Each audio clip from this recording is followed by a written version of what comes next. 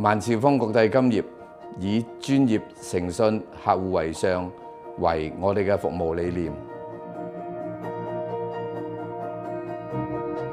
2002年，萬兆豐集團正式成立，咁咧就去到2007年咧，我哋就攞咗個黃金牌照，就經營黃金買賣、實貨買賣，至到今時今日。咁為期都已經有20年歷史㗎啦，差唔多。2002年之前咧，萬兆豐都係做緊金融同地產嘅。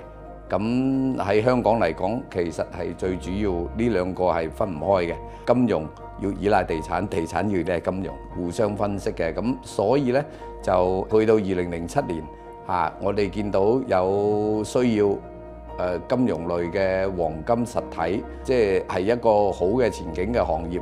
咁我哋就喺呢個金融界亦都去攞咗呢個金嘅牌照。黃金咧其實咧就係一個資產嚟嘅啫。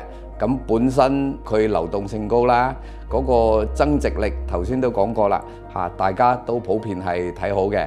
咁本身就算國家級嘅有啲資產分配，個人嘅資產分配都由以前嘅貨幣都變成一部分係黃金，而且越嚟越多。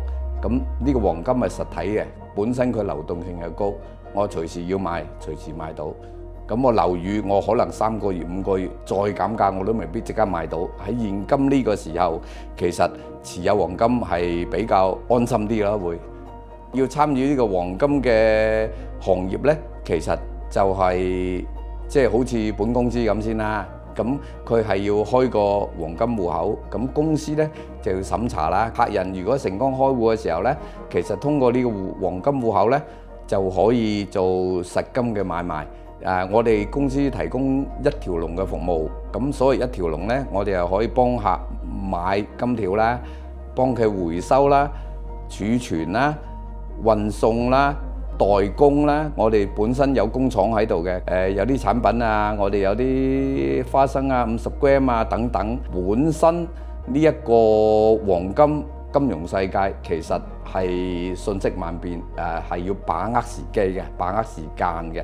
咁我呢個一條龍服務呢，就係通過呢個戶口全部可以一次過做晒啦，係一個圓形嘅，由頭到尾個圓形嘅可以做晒，就唔使話走好多間公司去搞好多嘢。我哋萬兆豐國際金業呢，搬入嚟萬兆豐中心呢，就係2012年，而家2026年啦。